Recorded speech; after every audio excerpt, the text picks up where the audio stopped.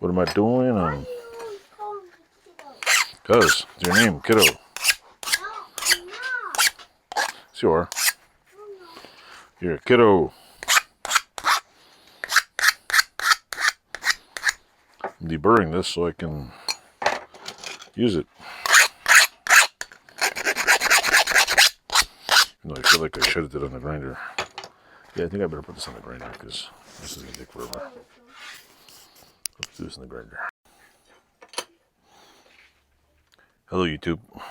In order to remember which, I basically place these inside each other. And in order to remember which one fits where, I punch numbers in them. So like this is going to be number 2. So I'm going to drop a number 2 in here with my number punches. Number 2. That's number 2. This way I know which one's fitted whichever one.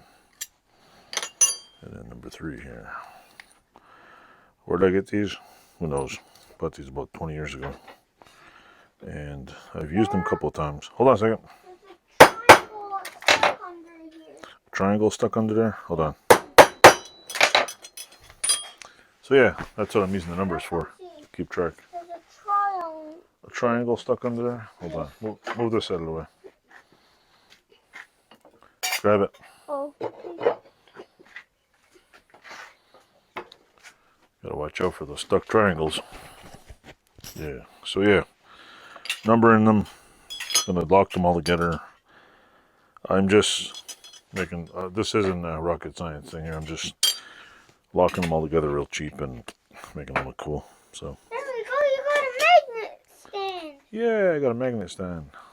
So. That's what I want to make you. Yeah, cool. That's what I want.